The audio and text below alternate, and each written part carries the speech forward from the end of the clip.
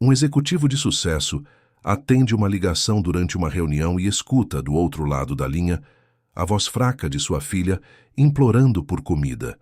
A menina revela estar trancada há dias, proibida de se alimentar pela madrasta que esconde crueldade por trás de elegância impecável. Ao resgatá-la, o pai descobre um cenário de abuso silencioso, alimentado por controle psicológico, manipulação e fome. O que começa como um chamado inesperado se transforma em uma batalha por justiça, onde o amor de um pai enfrenta e desmonta uma fachada de perfeição. Se esta história te interessou, não se esqueça de se inscrever no nosso canal e diga-nos de que cidade você nos está vendo. Continuamos. A sala de reuniões do 18º andar parecia flutuar sobre a cidade de São Paulo. Dali, através dos vidros espelhados que iam do chão ao teto, era possível ver a imensidão cinzenta e pulsante da metrópole se estendendo até onde os olhos alcançavam. Prédios comerciais se misturavam com antenas, viadutos cortavam o horizonte como cicatrizes urbanas, e o trânsito lá embaixo se movia em câmera lenta, formando um rio denso de metal e impaciência. Mas para os homens e mulheres sentados ao redor daquela mesa oval de madeira nobre, nada disso importava. Ali dentro o mundo era feito de números, projeções, metas trimestrais e expectativas que nunca dormiam. Rodrigo Sampaio ajeitou a gravata enquanto observava o gráfico que subia na tela de projeção. Aos 42 anos, ele havia conquistado tudo o que um jovem executivo de família humilde poderia sonhar. Formado em administração pela USP, com um MBA concluído em tempo recorde, ele escalou os degraus da empresa de tecnologia onde trabalhava com uma dedicação que beirava a obsessão. Gerente regional, depois diretor de operações e agora vice-presidente de estratégia. Seu nome era respeitado. Seu telefone tocava a toda hora. Sua agenda estava sempre lotada. O sucesso tinha um preço, e Rodrigo pagava esse preço todos os dias, sem questionar. Ao seu lado, sentada com postura impecável, estava Viviane Mendes, diretora financeira e sua principal aliada nas últimas apresentações para os investidores internacionais. Ela folheava um relatório extenso, enquanto o presidente da companhia, um homem de cabelos grisalhos e voz grave, falava sobre a expansão para o mercado argentino. Viviane ocasionalmente levantava os olhos, anotava algo em seu tablet e voltava a se concentrar. Rodrigo admirava aquela capacidade de foco. Ele mesmo se orgulhava de possuir o mesmo tipo de disciplina, aquela habilidade de desligar o mundo exterior e mergulhar completamente no trabalho. A reunião já durava quase 3 horas. Café esfriado em xícaras de porcelana branca, sanduíches intocados em bandejas de prata, garrafas de água mineral alinhadas com precisão milimétrica. Tudo ali respirava eficiência, controle, ordem. Rodrigo abriu sua pasta de couro italiano e retirou um conjunto de documentos que havia preparado na noite anterior. Eram projeções financeiras para o próximo semestre, cenários otimistas e pessimistas, gráficos coloridos que mostravam crescimento em todas as áreas. Ele respirou fundo, preparando-se para apresentar, quando sentiu o celular vibrar no bolso interno do paletó. Normalmente ele ignoraria. Reuniões daquele nível exigiam atenção total, e Rodrigo tinha o hábito rigoroso de silenciar o aparelho antes de entrar em qualquer sala de conferência. Mas algo naquela vibração insistente o incomodou. Talvez fosse intuição, talvez fosse apenas um reflexo involuntário, mas ele discretamente retirou o telefone e olhou para a tela. O número que aparecia era desconhecido, mas o prefixo era de São Paulo. Rodrigo franziu a testa. Ligações inesperadas raramente traziam boas notícias. Ele devolveu o celular ao bolso, tentando retomar o foco. O presidente agora falava sobre riscos cambiais, inflação na América Latina, variáveis que precisavam ser controladas. Viviane anotava freneticamente. Rodrigo tentava acompanhar, mas a vibração voltou. Desta vez, mais longa. Alguém estava insistindo. Ele olhou novamente. O mesmo número.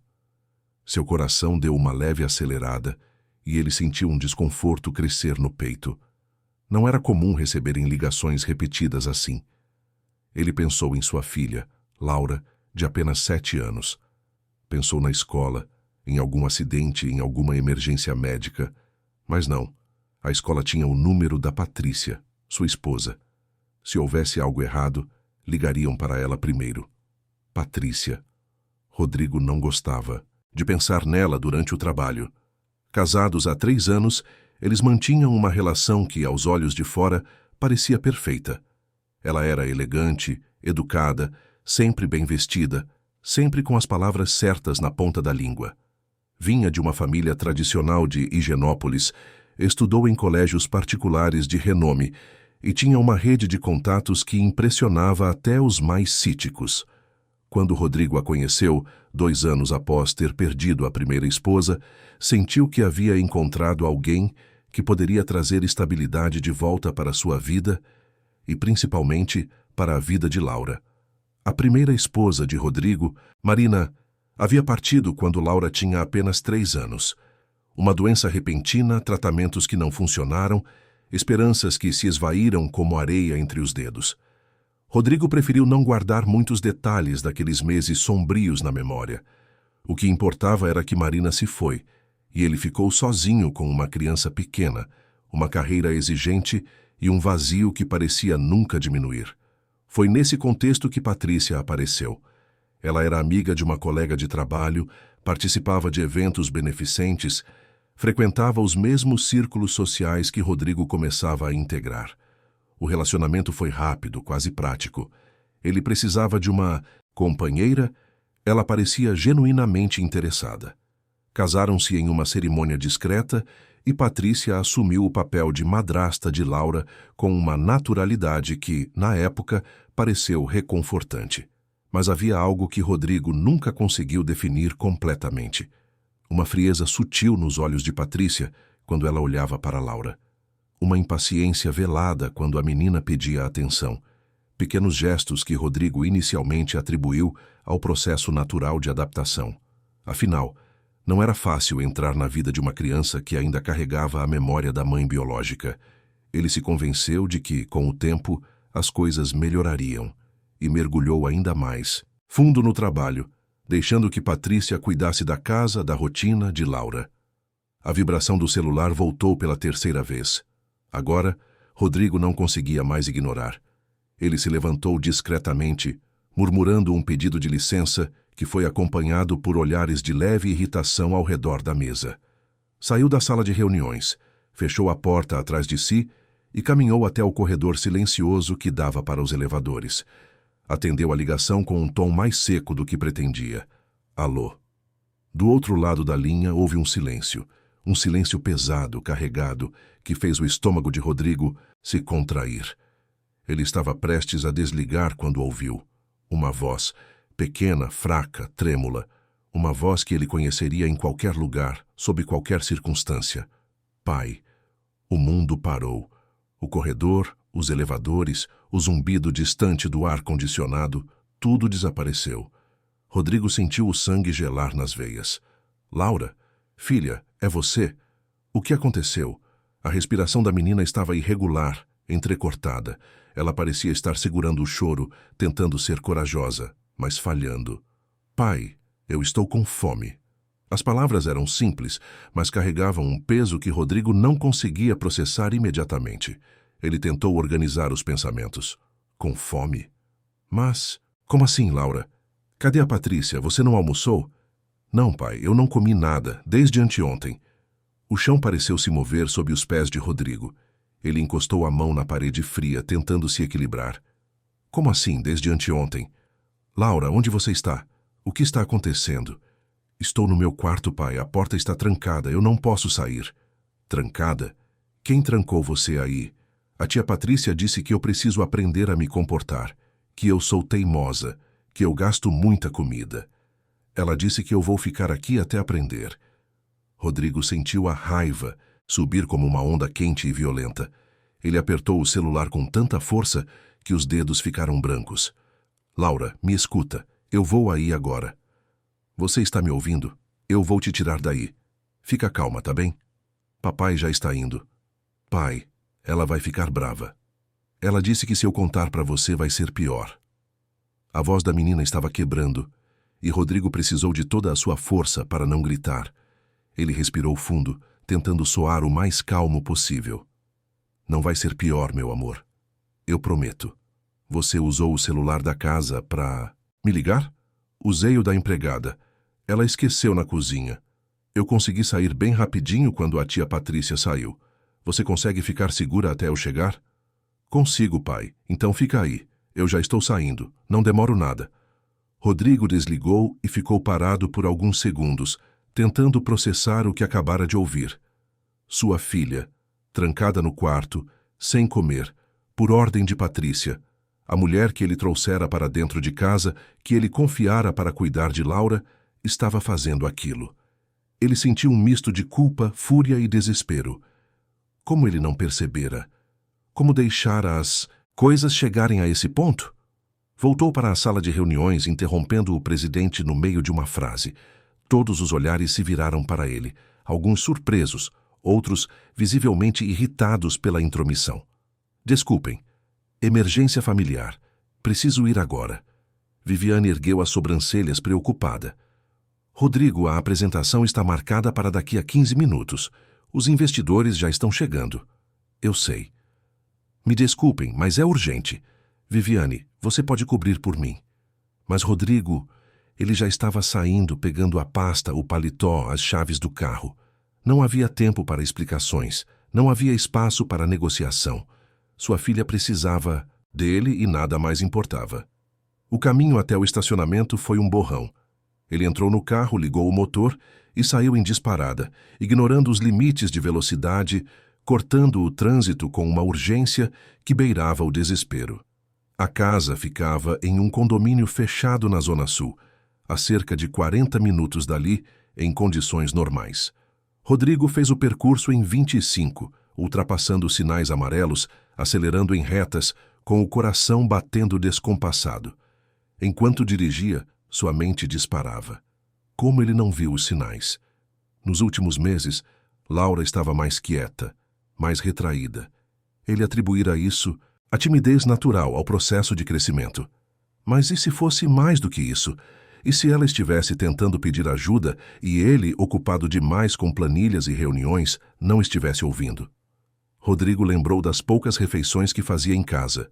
Patrícia sempre servia pratos elaborados, mas Laura comia pouco. Ele achava que era falta de apetite infantil. Agora, a verdade doía como uma facada. Será que ela estava sendo impedida de comer? Será que aquilo já acontecia há mais tempo e ele simplesmente não percebera? Chegou ao condomínio, passou pela guarita sem parar, acenando rapidamente para o segurança, confuso, e estacionou em frente à casa de forma torta, ocupando 2 vagas. Desceu do carro e correu até a porta principal. Usou a chave, entrou. A casa estava em silêncio. Um silêncio pesado, opressivo. O cheiro de flores frescas vinha do arranjo na mesa do hall de entrada. Tudo estava impecável, limpo, organizado. Mas aquela perfeição agora parecia uma máscara grotesca escondendo algo podre. Patrícia. Ele gritou o nome dela, subindo as escadas 2 degraus por vez. Chegou ao corredor do 2º andar, onde ficava o quarto de Laura. A porta estava fechada. Rodrigo tentou abrir, mas estava trancada. Trancada por fora. Ele sentiu a bile subir pela garganta. Laura, é o papai. Estou aqui. Do outro lado, ele ouviu um movimento fraco, um arrastar de pés pequenos. A voz da menina veio abafada, quase inaudível. Pai? Sim, meu amor. Estou aqui. Vou abrir essa porta, tá bem? Rodrigo olhou ao redor procurando a chave. Não estava pendurada no lugar de costume. Ele desceu correndo, foi até a cozinha, revirou gavetas. Nada. Voltou ao corredor, olhou em cima do batente, dentro de vasos decorativos. Foi quando ouviu passos tranquilos vindo da suíte principal. Patrícia surgiu, vestindo um conjunto de alfaiataria bege, cabelos presos em um coque perfeito, maquiagem leve e expressão serena. Rodrigo, que surpresa! Não sabia que você viria para casa agora. A voz dela era calma, quase doce, mas os olhos tinham algo diferente. Algo frio, calculado. Cadê a chave do quarto da Laura? Patrícia inclinou a cabeça levemente, como se estivesse lidando com uma situação banal. Ela está no quarto porque estava se comportando mal. Precisa aprender limites, Rodrigo. Você não está aqui o tempo todo para ver o que eu lido. Ele deu 2 passos na direção dela, e Patrícia instintivamente recuou. Você trancou minha filha no quarto, sem comida, por 3 dias. Ela suspirou como se estivesse lidando com um mal-entendido compreensível. Não foi bem assim. Ela é dramática, sabe como crianças são. Exageram tudo. Ela comeu, só não tanto quanto quer. Está acostumada a ser mimada. Rodrigo sentiu a raiva explodir, mas forçou-se a manter a voz controlada. Me dê a chave. Agora. Patrícia cruzou os braços, mantendo a postura altiva. Você está exagerando. Isso é educação, Rodrigo. Disciplina. Algo que você deveria apoiar em vez de minar. Ele avançou, tomou a bolsa que estava no criado mudo ao lado dela e revirou. Patrícia tentou protestar, mas ele ignorou. Achou um molho de chaves, pegou e correu de volta ao quarto de Laura. Tentou várias até que uma encaixou. A porta se abriu. O que ele viu o fez parar de respirar por um instante. Laura estava sentada no canto do quarto, encostada na parede, abraçada a uma boneca de pano que havia sido da mãe. Ela estava pálida demais, com olheiras profundas demais para uma criança de 7 anos. O rosto fino, os lábios ressecados, os olhos grandes e assustados. O quarto, que deveria ser um refúgio colorido, estava abafado, com as cortinas fechadas, sem luz natural. Havia brinquedos nas prateleiras, mas todos intocados, como se fossem apenas decoração. Rodrigo se ajoelhou na frente da filha, tocou seu rosto frio e sentiu as lágrimas queimarem seus próprios olhos. Meu amor, o que ela fez com você? Laura olhou para a porta onde Patrícia estava parada, observando a cena com uma expressão que tentava ser neutra, mas falhava. A menina hesitou, com medo. Pode falar, Laura. Papai está aqui. Ela não vai fazer nada com você. A menina começou a chorar baixinho, segurando a boneca com força. Ela disse que eu sou um peso, que eu gasto o dinheiro da família, que eu sou ingrata, que a mamãe foi embora porque eu era difícil. Cada palavra era uma lâmina cortando o coração de Rodrigo. Ele abraçou a filha, sentindo o corpo magro demais, frágil demais. Nada disso é verdade. Você não é um peso. Você é a coisa mais importante da minha vida. Sua mãe te amava mais que tudo. E eu também te amo. Eu sinto muito, Laura. Sinto muito por não ter visto antes. Ele se levantou, carregando a menina nos braços, e passou por Patrícia sem olhar. Desceu as escadas, pegou a bolsa com os documentos de Laura, a carteirinha do plano de saúde e saiu da casa. Patrícia o seguiu tentando argumentar, a voz começando a perder a calma. Rodrigo, você está cometendo um erro. Isso é birra. Ela sabe manipular. Você vai ver. Ela vai te enrolar e você vai se arrepender. Ele colocou Laura no banco de trás, afivelou o cinto e entrou no carro. Patrícia bateu na janela. Rodrigo, me escuta! Ele deu a partida e saiu sem olhar para trás. Laura estava quieta, agarrada à boneca, olhando pela janela com olhos que já tinham visto, coisas que nenhuma criança deveria ver. Rodrigo dirigiu direto para o Hospital Sírio-Libanês, o melhor que conhecia. Entrou pela emergência, pediu atendimento pediátrico urgente. A equipe médica foi rápida. Levaram Laura para uma sala de exames, mediram os sinais vitais, fizeram perguntas. Rodrigo respondeu o que sabia, o que descobrira, o que temia. A médica pediatra, uma mulher de olhar sério e compassivo, voltou meia hora depois com um semblante que confirmava os piores receios de Rodrigo. Senhor Sampaio, sua filha está desidratada e desnutrida. Os exames mostram que ela passou por privação alimentar significativa nos últimos dias. Há sinais de estresse emocional intenso. Vamos precisar interná-la para hidratação e acompanhamento. Também recomendo avaliação psicológica. Rodrigo engoliu em seco, tentando processar. Ela vai ficar bem? Sim. Com os cuidados adequados, a recuperação física é questão de tempo, mas o aspecto emocional vai precisar de atenção. O que aconteceu com ela? Rodrigo contou. A médica ouviu com atenção crescente, fazendo anotações. Senhor Sampaio, isso configura negligência grave. Eu vou precisar acionar a assistência social do hospital e possivelmente as autoridades competentes. É protocolo em casos assim. Rodrigo assentiu. Ele sabia que aquilo era apenas o começo. Sabia que teria que enfrentar uma batalha legal, emocional, social. Mas olhou para Laura, agora deitada em uma maca, recebendo soro, e soube que faria tudo o que fosse necessário. Naquela noite, enquanto Laura dormia sob os cuidados da equipe médica, Rodrigo fez uma ligação. Procurou o nome de um advogado de família que uma colega de trabalho havia recomendado anos atrás, em uma conversa casual sobre divórcios complicados. Ele não imaginava que um dia precisaria daquele contato. Dr. Marcelo Furtado atendeu na segunda chamada. Ouviu o relato de Rodrigo com atenção profissional e, ao final, fez uma pausa que pareceu durar uma eternidade. Senhor Sampaio, o que o senhor me descreveu é grave. Muito grave. Mas preciso ser honesto. Provar negligência emocional e abuso psicológico é complexo, especialmente quando a pessoa acusada tem boa reputação e recursos. Vamos precisar de provas sólidas, testemunhas, documentação. Vai ser uma jornada longa. Rodrigo olhou através da janela do quarto de hospital, vendo as luzes da cidade piscarem na noite escura. Eu não me importo quanto tempo leve. Eu quero minha filha protegida. E quero que a verdade apareça. Então vamos começar amanhã cedo. Prepare-se, senhor Sampaio. Isso vai mudar sua vida. Rodrigo desligou e voltou para o lado da filha.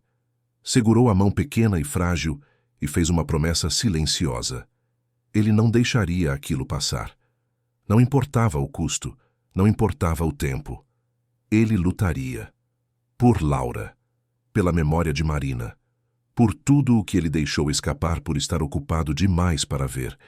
Do lado de fora do hospital, a cidade continuava pulsando. Milhões de vidas seguindo seus cursos, alheias ao drama que se desenrolava naquele quarto iluminado por luzes fluorescentes. Mas para Rodrigo, o mundo havia mudado completamente. E não havia volta. Laura abriu os olhos lentamente, ainda sonolenta. Viu o pai ao lado dela e, pela primeira vez em muito tempo, esboçou algo que poderia ser o início de um sorriso. Pai, você ficou. Rodrigo apertou a mão dela com delicadeza. Eu sempre vou ficar, Laura. Sempre. E naquele momento, em meio ao cheiro de hospital e ao bip constante dos monitores, começou a reconstrução de algo que havia sido quebrado. Um vínculo que precisaria de tempo, cuidado e coragem para ser restaurado. Mas que, pela primeira vez em anos, tinha uma chance real de florescer novamente.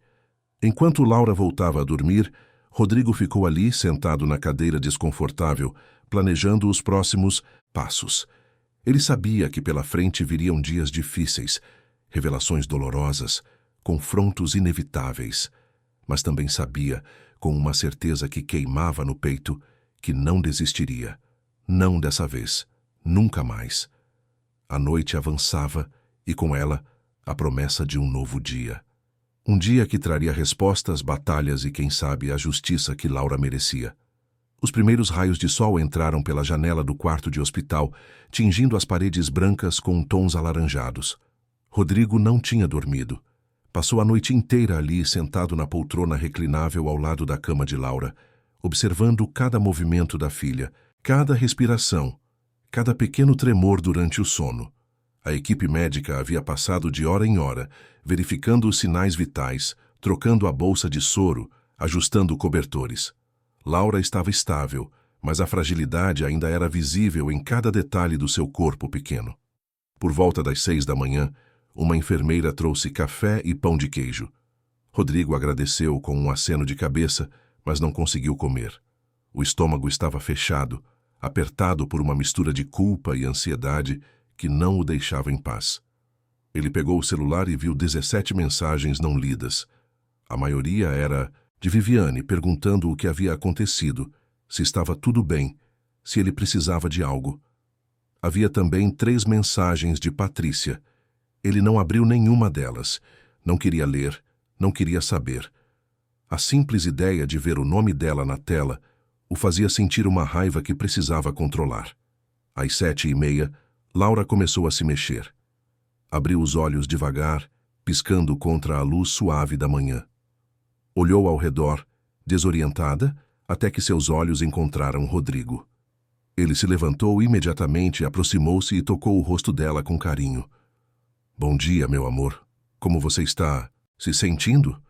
Laura tentou falar, mas a voz saiu rouca. Rodrigo pegou um copo com água e ajudou ela a beber pequenos goles. Depois de alguns instantes, ela conseguiu responder.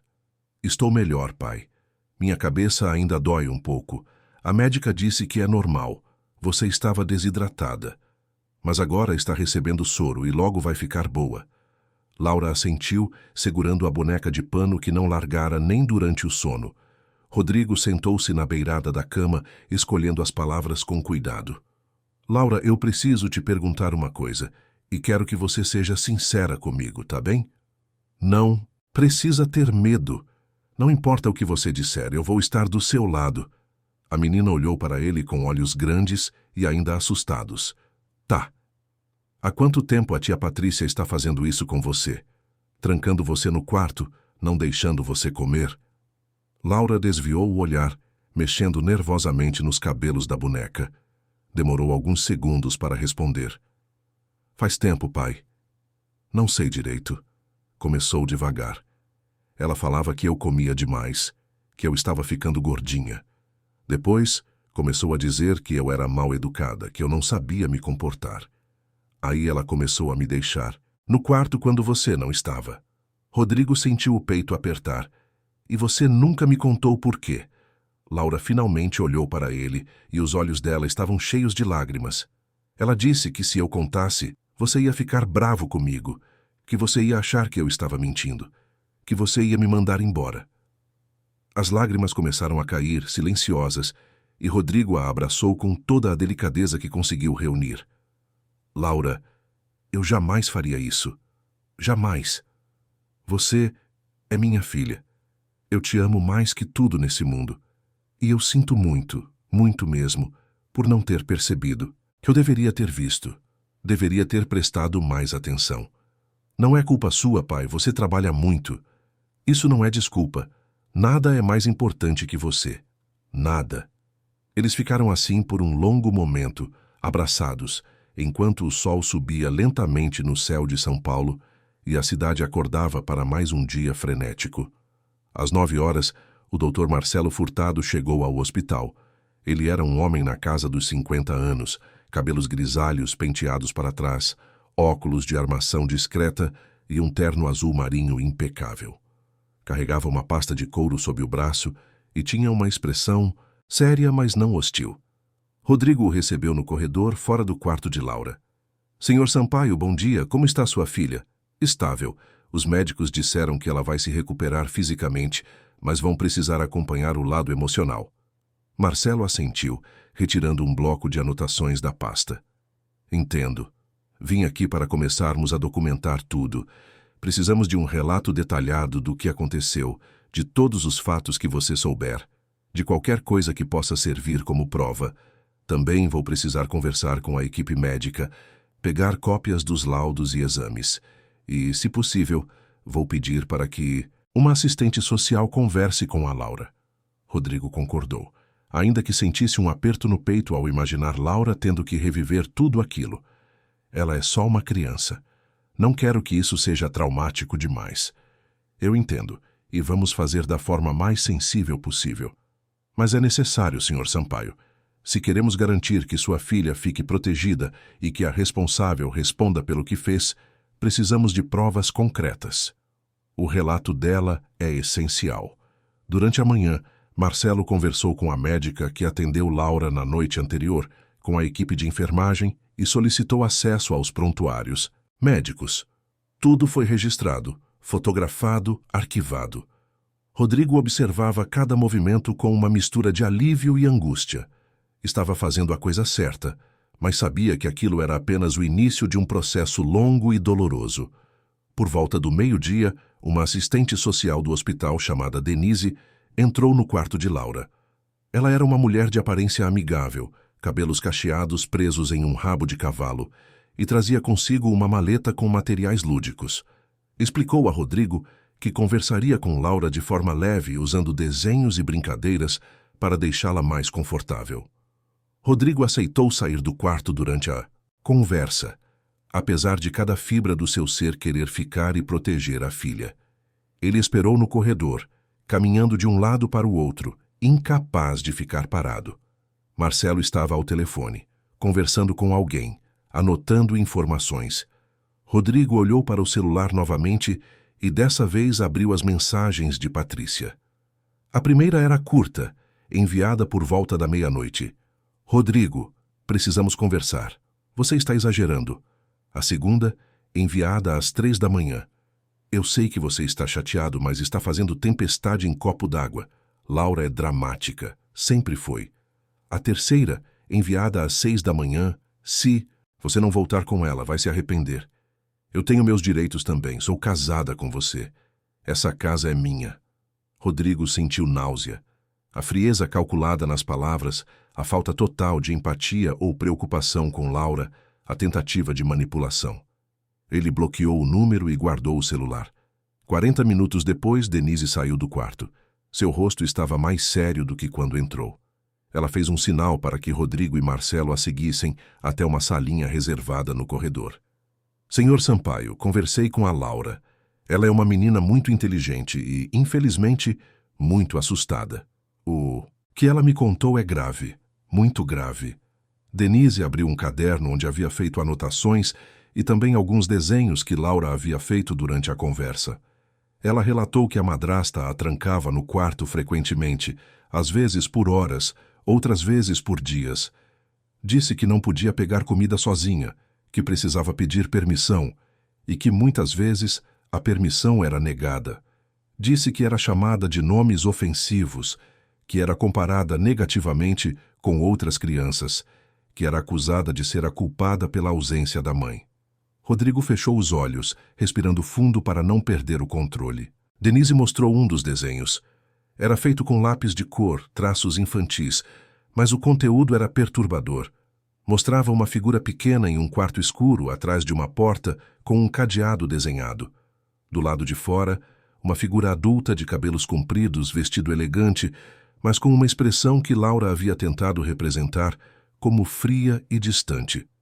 Ela desenhou isso quando pedi para ela mostrar como se sentia em casa. Disse que esse é o quarto dela, e essa é a tia Patrícia. Marcelo anotava tudo, fazendo perguntas pontuais. Denise respondeu que Laura também mencionou uma funcionária que tentou ajudá-la, mas que foi embora de repente. Rodrigo imediatamente se lembrou. Dona Célia, a empregada que trabalhava na casa há anos, desde antes de Patrícia chegar. Ela havia pedido demissão alguns meses atrás, de forma abrupta. Na época, Patrícia disse que Célia havia arrumado outro emprego melhor. Rodrigo não questionou. Mais uma vez não questionou. Preciso falar com a Célia. Ela pode ter informações importantes. Marcelo concordou. Vou precisar do contato dela. Se ela testemunhar, pode ser um diferencial enorme no caso. Rodrigo pegou o celular e procurou nos contatos antigos. Encontrou o número de Célia e discou. Tocou, várias vezes antes que uma voz cansada atendesse. Alô? Dona Célia, é o Rodrigo. Rodrigo Sampaio. Desculpa incomodar. Houve uma pausa do outro lado. Senhor Rodrigo. Tudo bem? Dona Célia, eu preciso conversar com a senhora. É sobre a Laura. Outra pausa, mais longa dessa vez. Quando Célia voltou a falar, a voz estava trêmula. Senhor Rodrigo, eu não posso falar disso. Por favor, Dona Célia, minha filha está no hospital. Ela contou o que estava acontecendo. Eu sei que a senhora viu coisas, preciso da sua ajuda. Célia começou a chorar baixinho do outro lado da linha. Eu tentei ajudar, senhor Rodrigo. Juro que tentei. Mas a dona Patrícia me mandou embora, disse que se eu falasse alguma coisa, ia inventar que eu roubei dela. Eu tenho medo. Rodrigo sentiu a raiva voltar a crescer. A senhora não vai ter problema nenhum, Dona Célia. Eu prometo.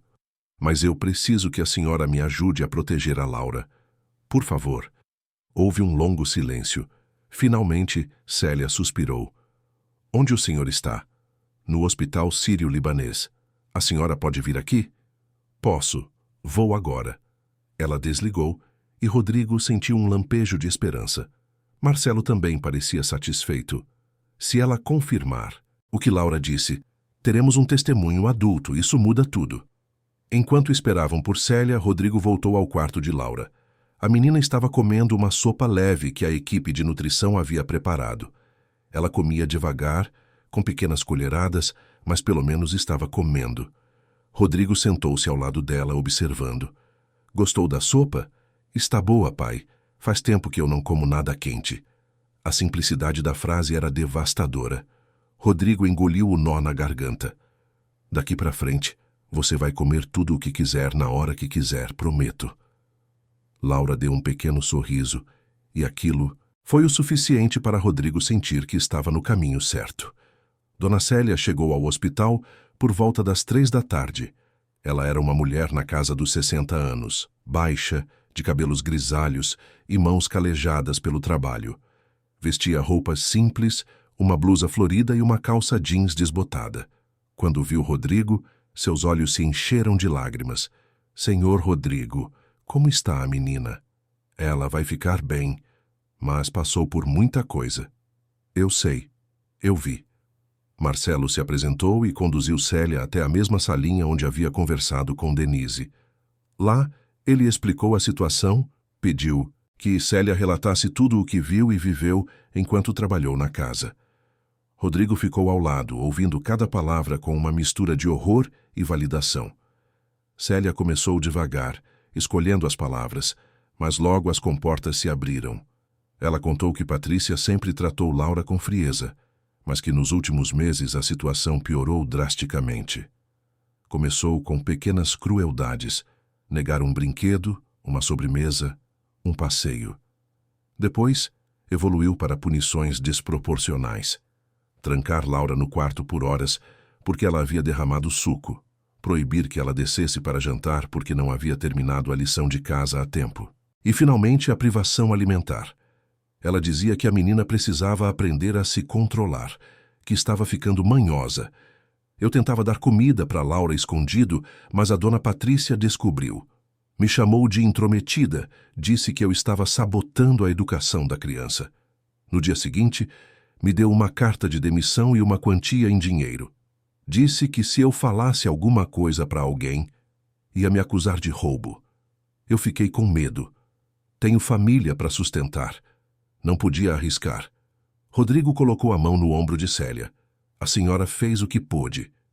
E agora está fazendo a coisa certa. Marcelo gravou o depoimento, fez Célia assinar um termo de declaração e garantiu que ela estaria protegida legalmente. Com aquilo, o caso começava a ganhar contornos mais sólidos. Nos dias seguintes, a situação se desenrolou rapidamente. Laura recebeu alta do hospital, mas Rodrigo não a levou de volta para a casa. Em vez disso, alugou um apartamento mobiliado em Moema, um bairro tranquilo e arborizado, longe de Patrícia e das memórias ruins. Marcelo entrou com uma ação judicial pedindo a guarda integral de Laura, além de medida protetiva, impedindo que Patrícia se aproximasse da criança. Também formalizou uma denúncia ao Conselho Tutelar e ao Ministério Público, detalhando o caso de negligência e abuso. Patrícia, por sua vez, contratou um dos advogados mais caros de São Paulo, um homem conhecido por defender causas impossíveis e vencer. Ele entrou com uma contra-ação, alegando que Rodrigo estava mentindo, manipulando a filha, usando-a como arma em um suposto conflito conjugal inventado. Dizia que Patrícia era uma madrasta exemplar, que cuidava de Laura com dedicação e que tudo não passava de exagero de uma criança mimada. A batalha legal começou. Audiências, depoimentos, perícias. Rodrigo teve que se afastar temporariamente do trabalho, pedindo licença não remunerada. Viviane, sua colega de trabalho, assumiu grande parte das responsabilidades dele e ocasionalmente ligava para saber como ele estava. Rodrigo agradecia o apoio, mas vivia em função de Laura e do processo. Uma psicóloga infantil chamada Beatriz foi designada pelo tribunal para avaliar Laura. Ela visitou o apartamento em Moema, conversou com a menina em várias sessões, aplicou testes projetivos, observou a interação entre pai e filha. Seu laudo foi claro. Laura apresentava sinais de trauma emocional consistente, com abuso psicológico e negligência. Recomendava terapia intensiva e que a criança permanecesse sob os cuidados do pai. Enquanto isso, investigadores do Conselho Tutelar visitaram a casa onde Laura havia morado. Examinaram o quarto dela, a despensa, os registros de compras. Encontraram exatamente o que Rodrigo suspeitava. Um quarto montado como vitrine, cheio de brinquedos ainda nas embalagens, mas sem sinais de uso real. A despensa estava cheia de vinhos importados, queijos caros, alimentos sofisticados, mas nada adequado para uma criança. Recibos mostravam gastos altíssimos com roupas de grife, tratamentos estéticos e decoração, mas praticamente nada em itens infantis nos últimos 6 meses. A assistente social que acompanhou a inspeção relatou ainda que a fechadura do quarto de Butindus Laura era do tipo que só podia ser aberta por fora com chave. Um detalhe que Patrícia tentou justificar, dizendo que era para segurança, mas que a assistente considerou altamente suspeito. Marcelo apresentou tudo isso ao juiz responsável pelo caso. A cada nova prova, a narrativa de Patrícia desmoronava um pouco mais, mas ela não desistia.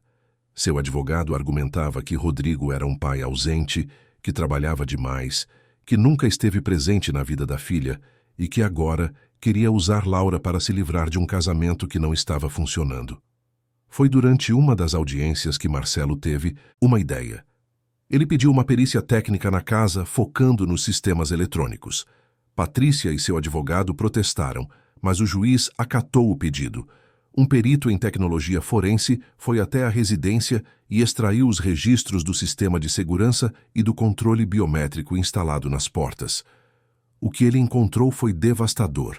Os registros mostravam que, durante os últimos 3 meses, a porta do quarto de Laura ficava trancada por períodos de 5, 6, às vezes 8 horas seguidas, sempre durante o dia, quando Rodrigo estava no trabalho. O sistema de acesso biométrico da cozinha estava configurado para bloquear a digital de Laura, impedindo que ela entrasse sozinha. As câmeras de segurança, que Patrícia insistiu que não gravavam por questão de privacidade, na verdade tinham um backup automático em nuvem que ela desconhecia. O perito conseguiu acessar.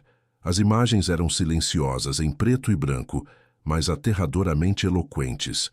Mostravam Laura tentando abrir a porta do quarto, empurrando, batendo levemente, desistindo. Mostravam ela descendo as escadas descalça, tentando abrir a porta da cozinha, encostando o rosto no vidro, olhando para a geladeira do outro lado e voltando derrotada. Mostravam ela sentada no chão do corredor, abraçada à boneca, esperando. Quando essas imagens foram apresentadas em tribunal, o silêncio foi absoluto. Nem o advogado de Patrícia conseguiu argumentar contra aquilo. Eram provas incontestáveis, gravadas, datadas, irrefutáveis. Marcelo também apresentou outra descoberta perturbadora.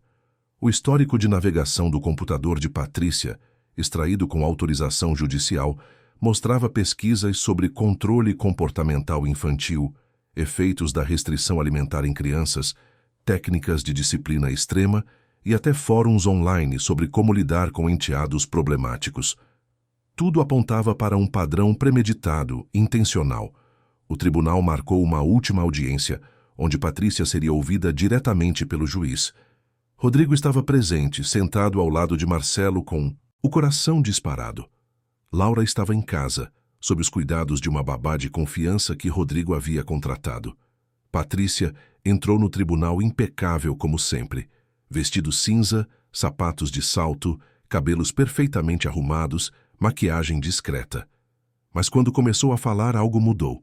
O juiz fez perguntas diretas, confrontando-a com as provas. Ela tentou manter a compostura, mas a máscara começou a rachar. Sua voz ficou mais aguda, suas respostas mais defensivas. E então, pressionada sobre os vídeos e os registros biométricos, ela explodiu. Aquela menina era um problema desde o início, sempre querendo atenção, sempre chorando pela mãe morta, sempre me olhando como se eu fosse uma intrusa.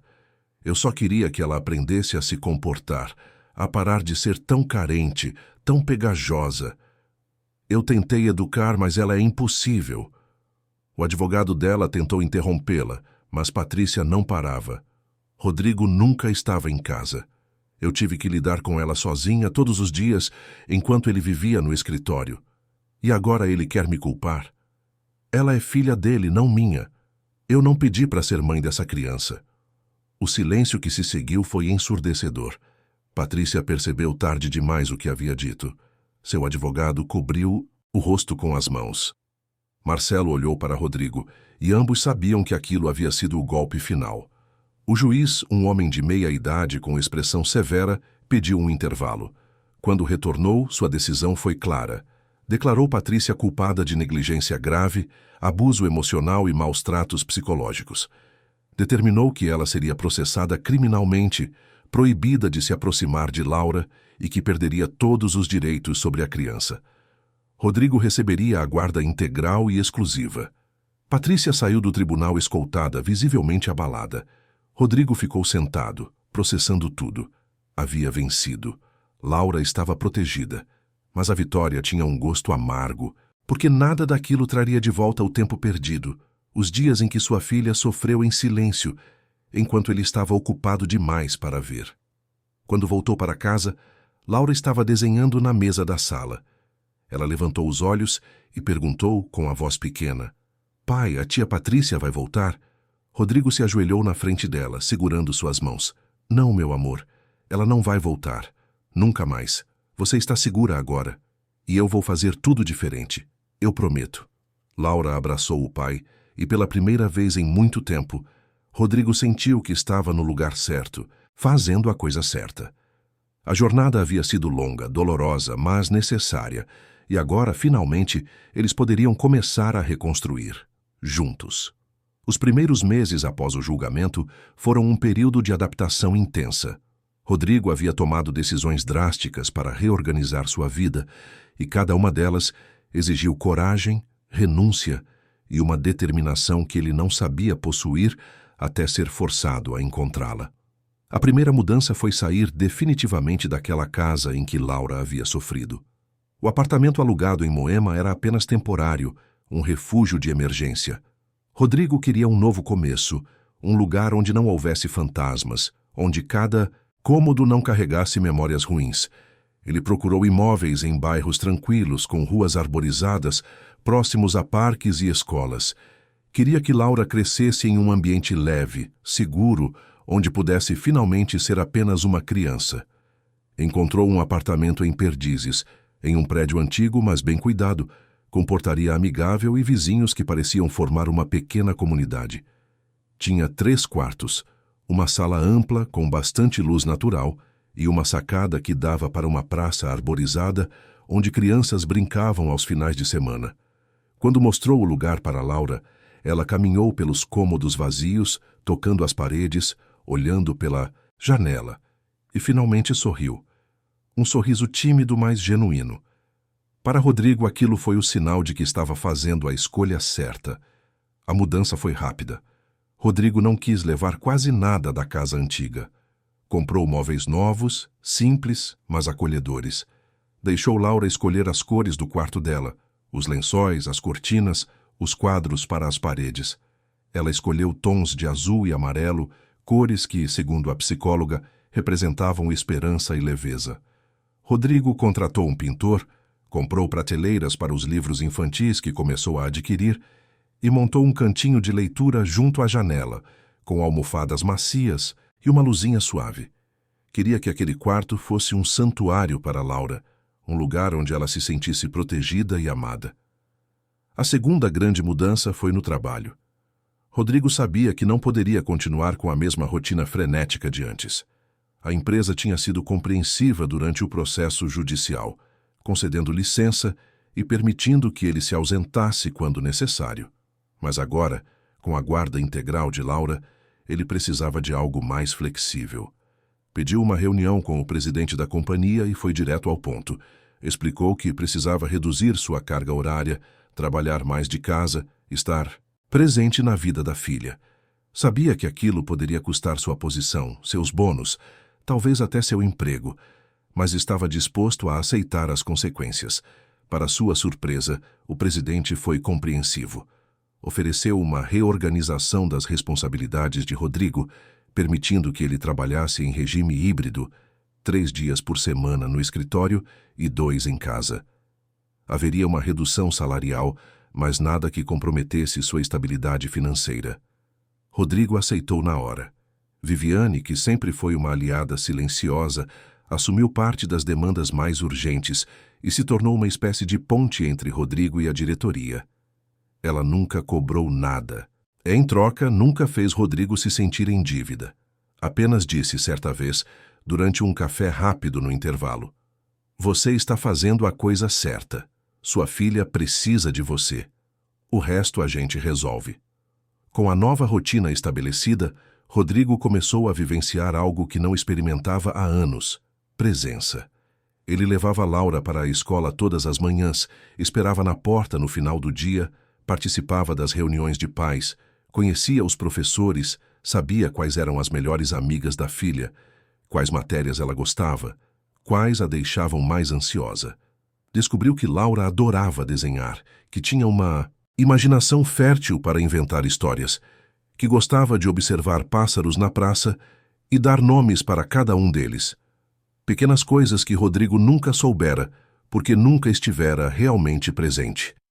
A terapia de Laura se tornou parte essencial da rotina. Beatriz, a psicóloga que havia avaliado a menina durante o processo judicial, continuou acompanhando-a 2 vezes por semana.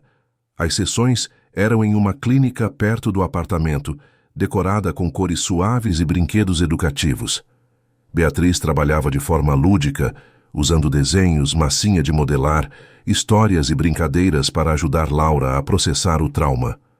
Rodrigo participava de algumas sessões, aprendendo técnicas para lidar com os momentos difíceis, como os pesadelos que ainda acordavam Laura no meio da noite, ou os episódios de ansiedade, quando ela se deparava com portas trancadas ou espaços fechados. Houve noites em que Rodrigo acordou com os gritos abafados de Laura. Ele corria para o quarto dela, acendia a luz suave do abajur e a encontrava agarrada à boneca de pano, suando, tremendo, chorando. Ele a pegava no colo, balançava devagar, cantava baixinho canções que Marina costumava cantar e ficava ali até que ela voltasse a dormir. Eram momentos que partiam o coração de Rodrigo, mas também o fortaleciam. Cada noite que ele conseguia acalmar Laura, cada vez que ela adormecia segura em seus braços, era uma pequena vitória contra o passado. Beatriz explicou que a recuperação seria gradual. O trauma não desaparecia da noite para o dia. Havia camadas que precisavam ser trabalhadas, feridas emocionais que levariam tempo para cicatrizar. Mas ela também notava progressos. Laura começou a desenhar coisas mais coloridas, mais leves. Em vez de quartos escuros e portas trancadas, começou a desenhar jardins, cachorros, arco-íris. Começou a sorrir mais, a brincar com mais espontaneidade, a fazer perguntas sobre o mundo ao redor. Pequenas conquistas que para Rodrigo eram monumentais. No entanto, nem tudo era fácil.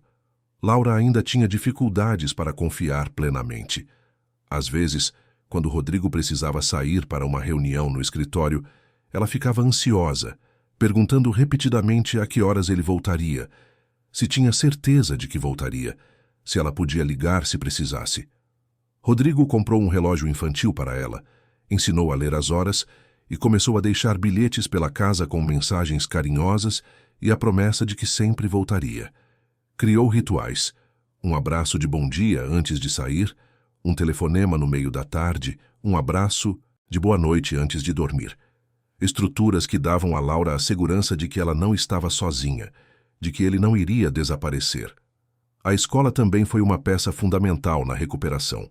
Laura havia trocado de colégio após a mudança, e Rodrigo escolheu uma instituição que tinha uma abordagem humanizada, com turmas pequenas e professores treinados para lidar com crianças que passaram por situações difíceis. A coordenadora pedagógica, Simone, foi informada discretamente sobre o histórico de Laura e passou a acompanhá-la com atenção especial, sem que a menina se sentisse diferente das outras crianças. Laura fez amizade com uma colega chamada Isabela, uma menina alegre e falante que a convidava para brincar no recreio, compartilhava lanches e tinha uma energia contagiante. Rodrigo conheceu a mãe de Isabela, Helena, durante uma festa da escola, e as duas famílias começaram a se encontrar ocasionalmente nos finais de semana. Helena era divorciada, criava Isabela sozinha e entendia os desafios de ser pai ou mãe solo. Ela e Rodrigo trocavam experiências, desabafos, risos sobre as trapalhadas das filhas. Não era um relacionamento romântico, mas uma amizade que trazia leveza para ambos. À medida que os meses passavam, Rodrigo percebeu que estava se tornando uma pessoa diferente. Mais paciente, mais atento, mais conectado com as próprias emoções. Ele havia vivido anos em piloto automático, focado em metas profissionais, em conquistas materiais, em uma ideia de sucesso que agora parecia vazia e superficial. O verdadeiro sucesso, descobriu, estava nas noites em que Laura adormecia tranquila, nos desenhos coloridos que ela pendurava na geladeira, nos abraços espontâneos que ela dava quando ele menos esperava. Mas havia também momentos de culpa intensa. Rodrigo se pegava revivendo os sinais que ignorou, às vezes em que Laura tentou se aproximar e ele estava ocupado demais para perceber, as conversas que nunca aconteceram, porque ele chegava tarde e ela já estava dormindo. A terapia não era só para Laura. Rodrigo também começou a fazer sessões com um psicólogo indicado por Beatriz para processar sua própria culpa, seu luto pela perda de Marina e os erros que cometera como pai. Foi durante uma dessas sessões que o psicólogo, um homem calmo e direto chamado Paulo, fez uma pergunta que desestabilizou Rodrigo. Você está se punindo ou está se reconstruindo? Rodrigo não soube responder de imediato. Pensou por dias naquela pergunta. Percebia que, em muitos momentos, estava tão focado em compensar o passado que se esquecia de viver o presente. Estava tão preocupado em ser o pai perfeito que acabava se cobrando demais, criando expectativas irreais e se frustrando quando não conseguia atingi-las. Paulo o ajudou a entender que ser um bom pai não significava ser perfeito. Significava estar presente, ser honesto, pedir desculpas quando errava, aprender com os erros e seguir em frente. Laura não precisava de um pai perfeito, precisava de um pai real, que a amasse incondicionalmente, que a ouvisse, que estivesse ao lado dela nos momentos bons e ruins. Essa percepção mudou a forma como Rodrigo se relacionava com a filha. Ele começou a se permitir errar. Houve dias em que perdeu a paciência porque Laura derrubou o suco na mesa pela terceira vez. Houve dias em que chegou atrasado para buscá-la na escola porque uma reunião se estendeu. Mas em vez de se afundar na culpa, ele conversava com Laura, pedia desculpas quando necessário, explicava que adultos também cometem erros e seguia em frente. E Laura, com aquela sabedoria infantil que surpreende, aceitava, perdoava e continuava. Rodrigo também começou a falar sobre Marina com mais frequência. No início evitava o assunto, com medo de despertar dor em Laura. Mas Beatriz o encorajou a manter a memória de Marina viva de forma saudável. Rodrigo montou um álbum de fotos com imagens de Marina, desde a juventude até os últimos dias. Sentava com Laura, folheavam juntos e Rodrigo contava histórias sobre a mãe dela. Como Marina gostava de cantar enquanto cozinhava. Como ela tinha mania de colecionar conchas da praia.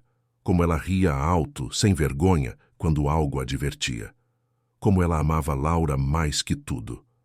Laura ouvia tudo com atenção, fazendo perguntas, sorrindo com algumas histórias, chorando com outras.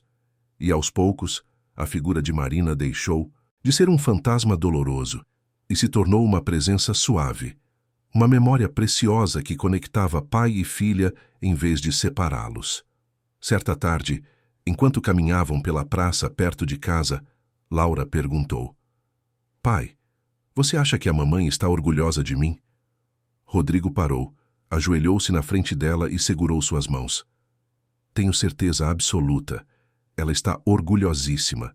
Você é corajosa, inteligente, carinhosa, tudo o que ela sonhou que você seria.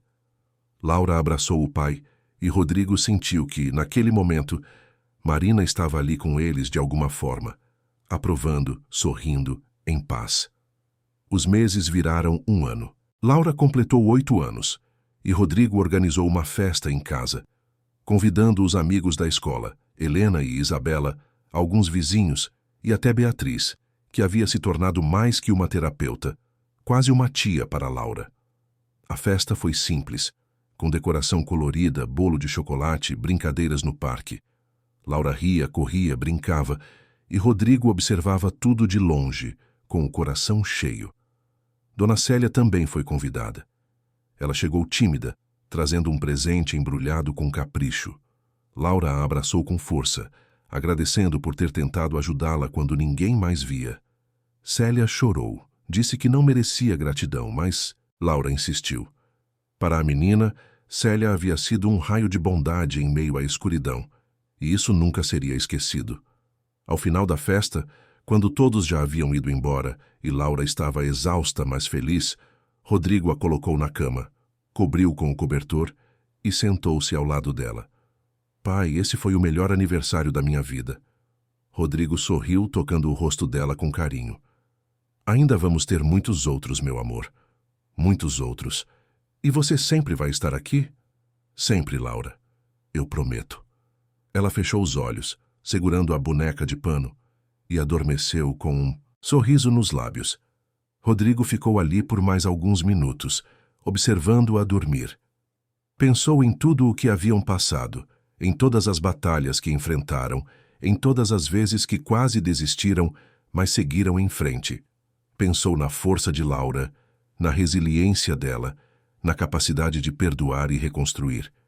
Pensou na própria jornada, nas escolhas que fez, nos erros que cometeu, nas lições que aprendeu. Saiu do quarto devagar, fechou a porta com cuidado e foi para a sacada. A noite estava calma, a praça vazia, as árvores balançando suavemente com o vento.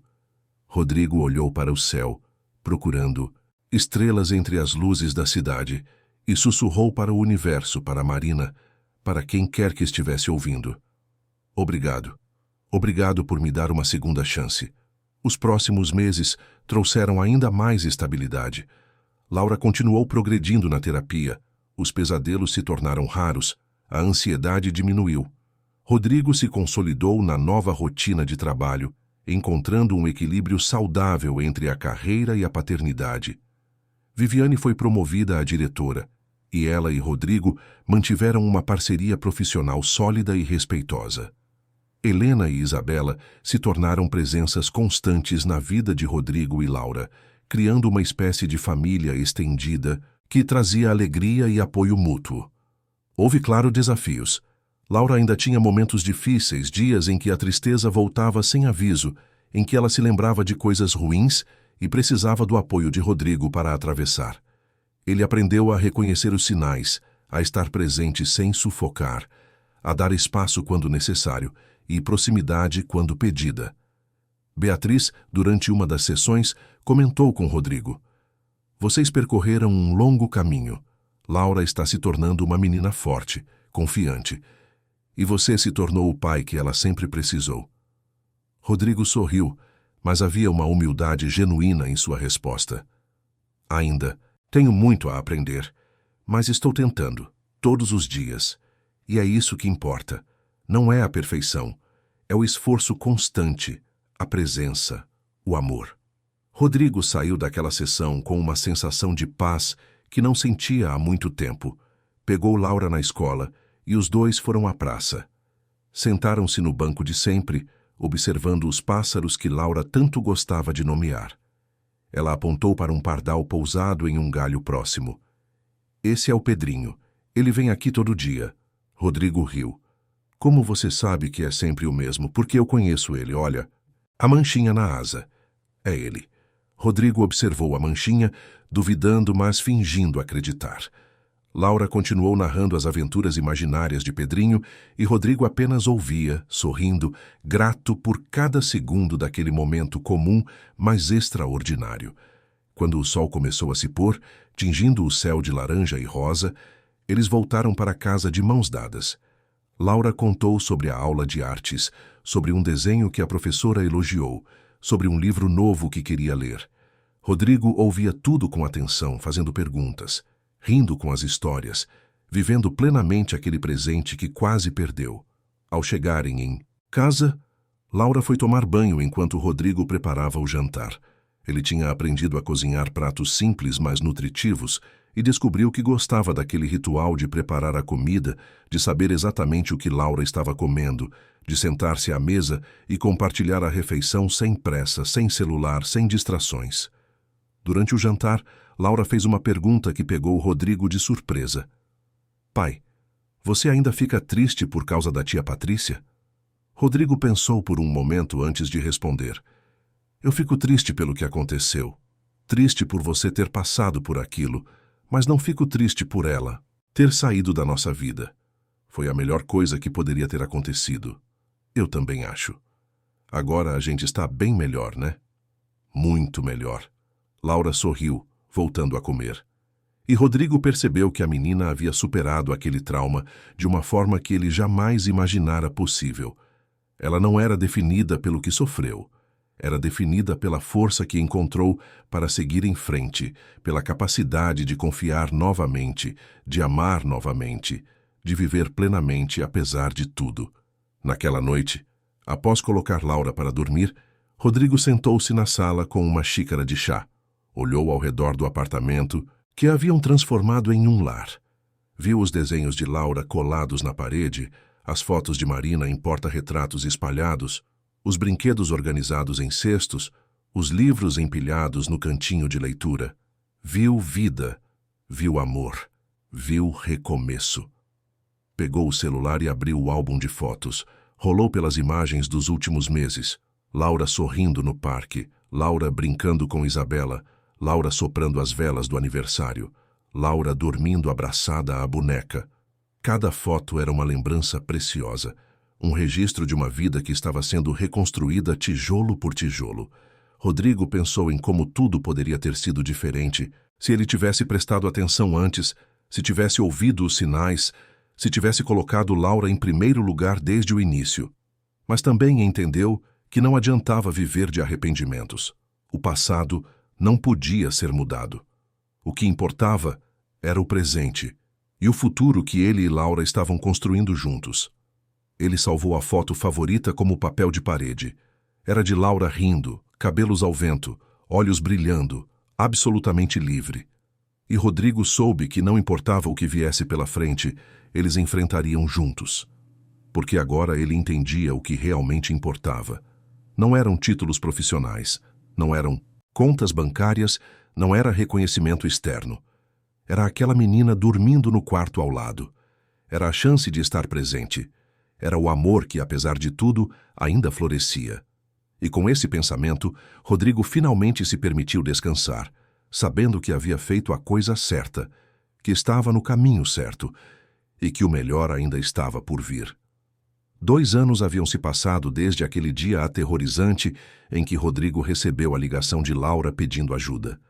2 anos que pareciam, ao mesmo tempo, uma eternidade e um piscar de olhos. A vida que pai e filha construíram juntos era completamente diferente daquela que viviam antes, mas não apenas pelas circunstâncias externas. A transformação mais profunda havia acontecido dentro de cada um deles, nas camadas invisíveis que compõem o caráter, a confiança, a capacidade de amar e ser amado. Laura estava com 9 anos agora, e qualquer pessoa que a visse caminhando pela rua com seu pai, sorrindo enquanto contava histórias da escola, jamais imaginaria o que ela havia atravessado. Ela era uma menina vibrante, curiosa, apaixonada por desenhar e por criar narrativas fantásticas onde sempre havia um final feliz.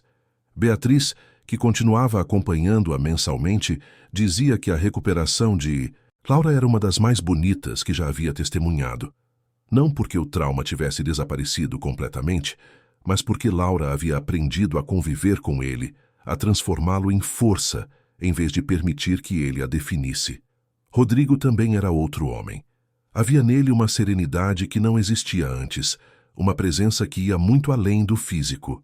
Ele aprendeu a ouvir verdadeiramente, a perceber os silêncios, a estar disponível não apenas com o corpo, mas com a mente e o coração.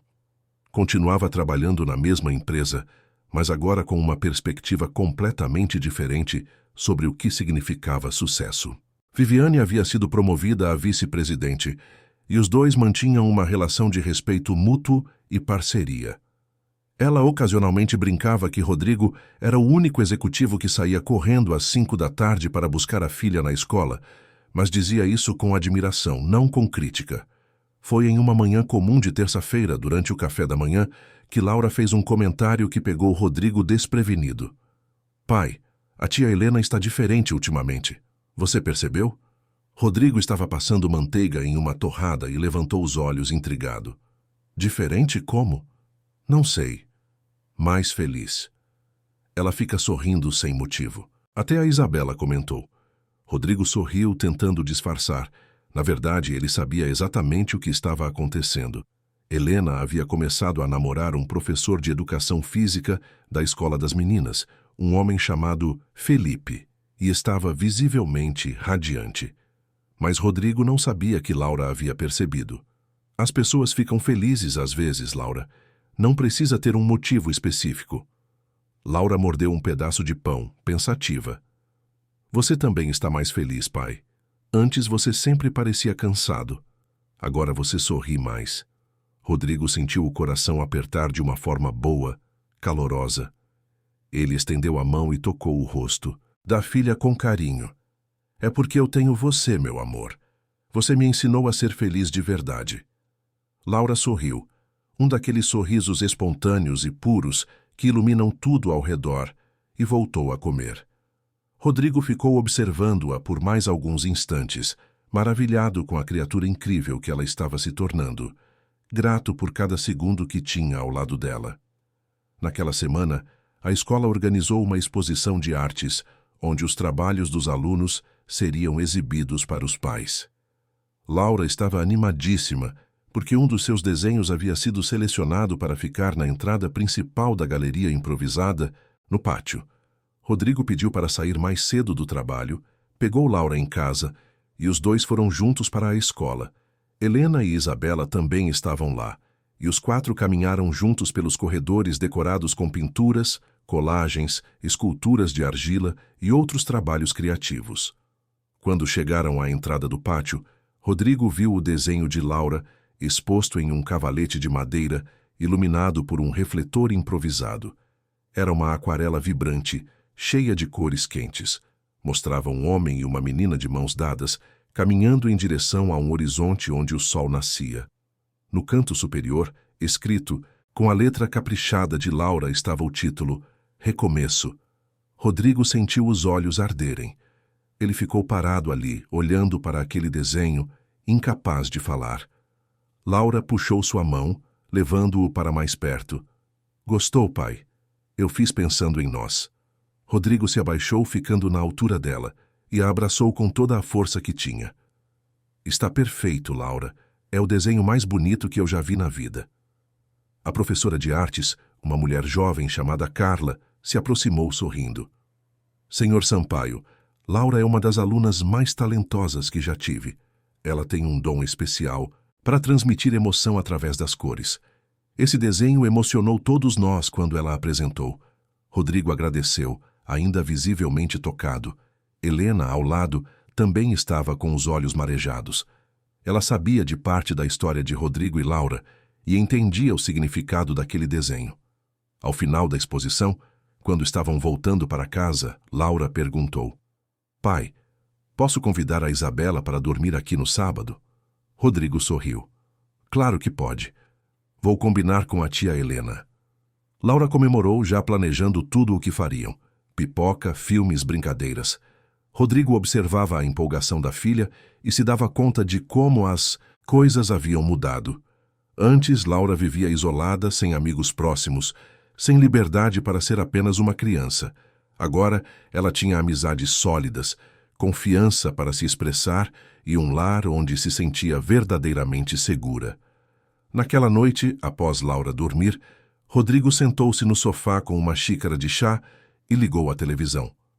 Estava passando um documentário sobre resiliência, sobre pessoas que superaram adversidades inimagináveis e conseguiram reconstruir suas vidas.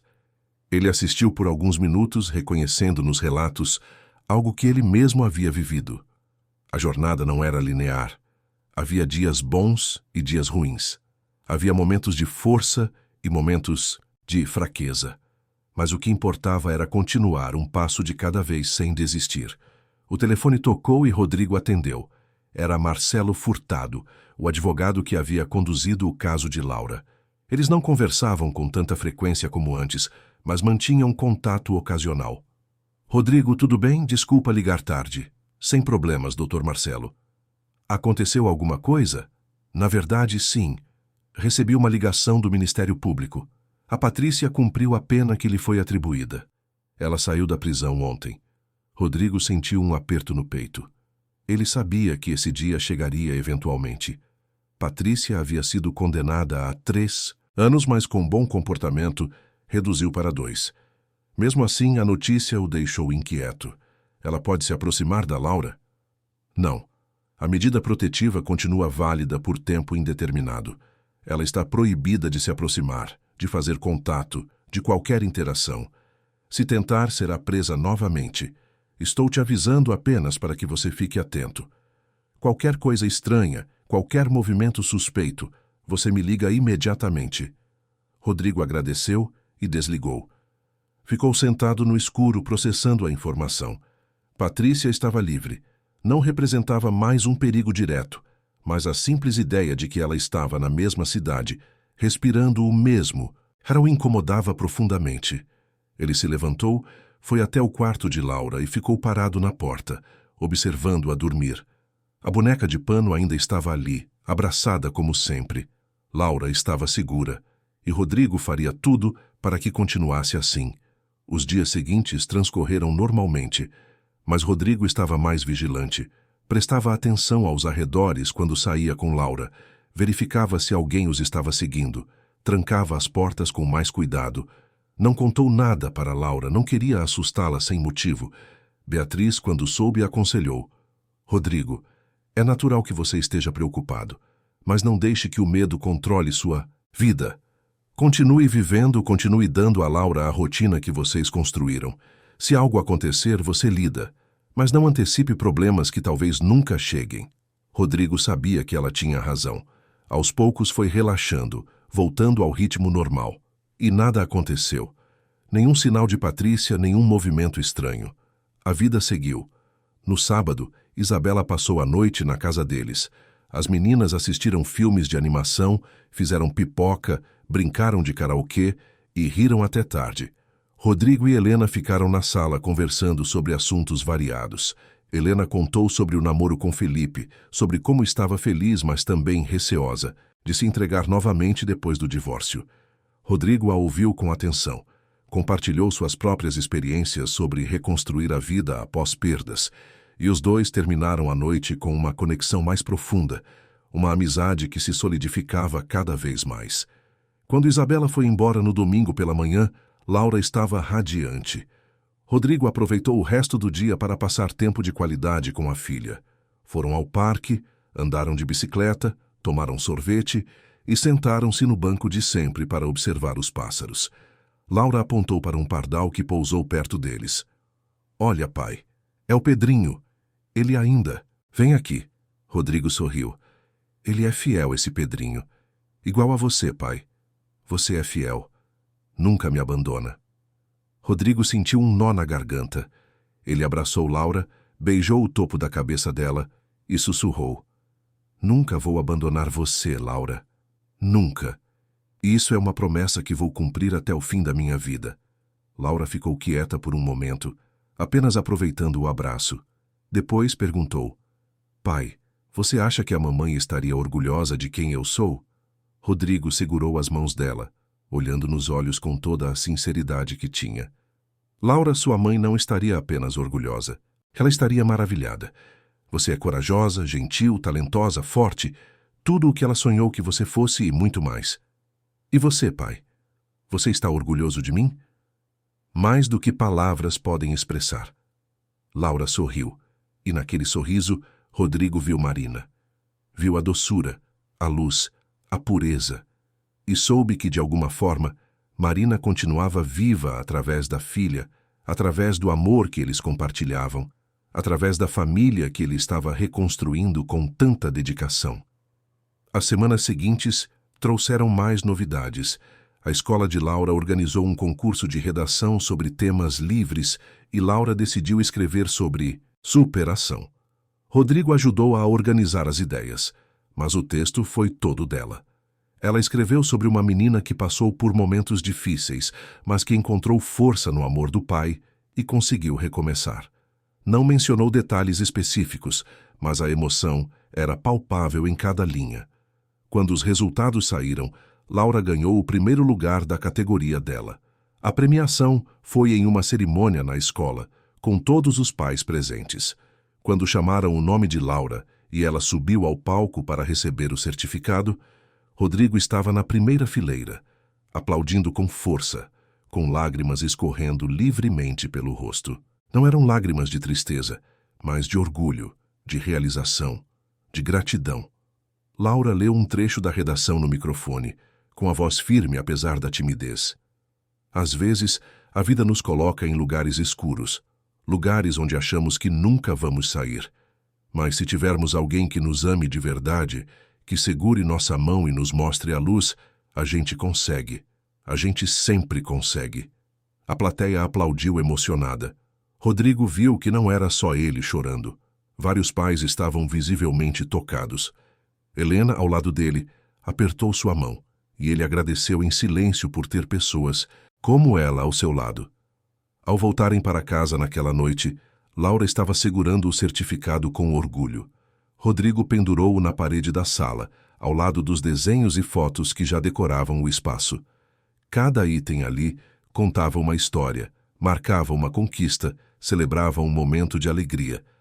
Durante o jantar, Laura fez uma pergunta que surpreendeu Rodrigo. Pai, você acha que um dia vai namorar alguém de novo? Rodrigo quase engasgou com a água que estava bebendo.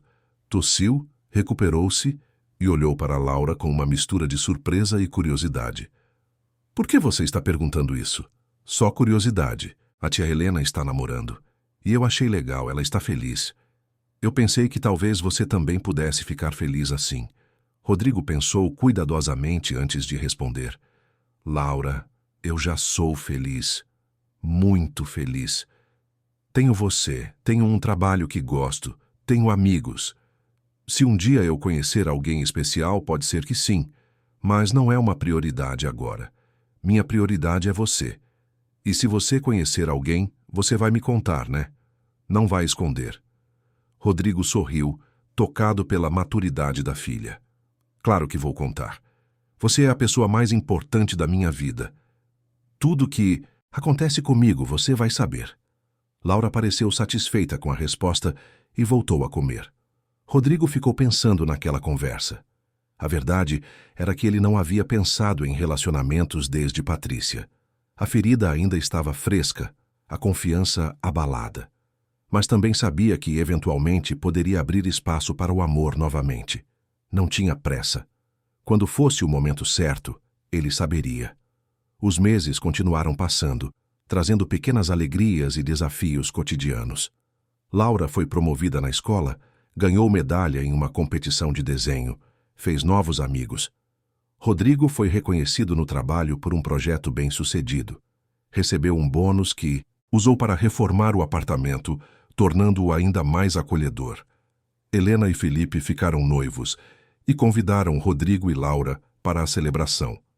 Foi uma festa pequena, íntima, cheia de amor e alegria genuína. Rodrigo viu Helena radiante e sentiu felicidade sincera por ela. Isabela estava emocionada com a ideia de ter Felipe como padrasto e as duas famílias estavam se unindo de uma forma bonita e saudável. Durante a festa, Felipe puxou Rodrigo de lado e disse: Cara, quero te agradecer. A Helena me contou como você foi importante para ela durante esses anos. Como vocês se apoiaram. Isso significa muito. Rodrigo apertou a mão de Felipe com firmeza. Helena é uma pessoa incrível. Cuida bem dela e da Isabela. Elas merecem. Pode deixar. Esse é o plano. E naquele momento, Rodrigo sentiu que estava testemunhando algo bonito. Pessoas reconstruindo vidas, encontrando amor novamente, formando novas famílias. E isso lhe deu esperança de que, talvez um dia, ele também pudesse ter isso. Mas, por enquanto, estava completo com o que tinha. Foi em uma tarde de domingo, quase 3 anos após a revelação do abuso, que Rodrigo recebeu uma carta inesperada. Ela veio pelo correio, sem remetente, apenas um endereço que é escrito à mão. Rodrigo abriu com cautela. Era de Patrícia. A carta era curta, escrita em papel simples, com uma letra trêmula que ele não reconhecia. Ela pedia desculpas. Dizia que havia passado por terapia intensiva, que entendia agora a gravidade do que fez, que carregaria aquela culpa para sempre. Dizia que não esperava perdão, que não merecia, mas que precisava expressar seu arrependimento. Terminava dizendo que havia se mudado para outra cidade, que jamais tentaria contato novamente, e que desejava que Rodrigo e Laura fossem felizes. Rodrigo leu a carta 3 vezes, tentando sentir algo: raiva, tristeza, compaixão. Mas tudo o que sentiu foi indiferença. Patrícia era parte de um passado que ele havia superado. Suas desculpas, sinceras ou não, não mudavam nada. Laura estava segura, estava feliz, estava curada. Esse era o que importava. Ele guardou a carta em uma gaveta, decidindo que um dia, quando Laura fosse mais velha, se ela quisesse saber, ele mostraria. Mas por enquanto, não havia necessidade. Patrícia não fazia mais parte da vida deles, e assim deveria continuar. Naquela noite, Rodrigo sentou-se com Laura na sacada. O céu estava limpo e era possível ver algumas estrelas apesar da poluição luminosa da cidade. Laura apontou para uma estrela particularmente brilhante. Pai, aquela ali é a mamãe, eu tenho certeza. Rodrigo sorriu, abraçando a filha. Pode ser. E se for, ela está cuidando da gente lá de cima. Eu acho que ela está feliz. Porque a gente está feliz. Rodrigo beijou a cabeça de Laura, sentindo uma paz profunda tomar conta do seu coração. Eu também acho, meu amor. Eu também acho. Eles ficaram ali por mais alguns minutos, em silêncio confortável, apenas aproveitando a presença um do outro. E Rodrigo soube, com absoluta certeza, que havia feito a coisa certa, que todos os sacrifícios, todas as batalhas, todas as noites sem dormir valeram a pena. Porque ali, naquele momento, ele tinha tudo o que realmente importava. Tinha Laura. Tinha amor.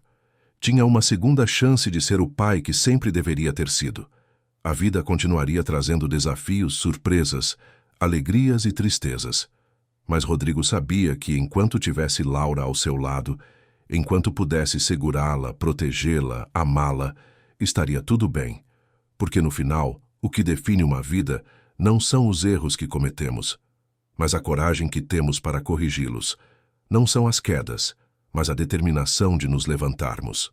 Não, é a escuridão que enfrentamos, mas a luz que escolhemos seguir. E Rodrigo escolheu a luz, todos os dias, em cada decisão, em cada abraço, em cada sorriso trocado com Laura. Essa era sua redenção, essa era sua vitória, e essa, finalmente, era sua paz. Fim da história. Queridos ouvintes, esperamos que a história de Rodrigo e Laura tenha tocado profundamente o seu coração. Se você se emocionou com essa jornada de reconstrução, coragem e amor incondicional, deixe seu like, inscreva-se no canal e conte nos comentários qual foi o momento que mais te marcou nessa narrativa. Todos os dias, trazemos histórias intensas como essa, que revelam o lado mais verdadeiro e transformador da alma humana, mostrando que sempre é possível recomeçar quando temos amor e determinação. Te esperamos no próximo episódio com uma nova história que vai mexer com suas emoções.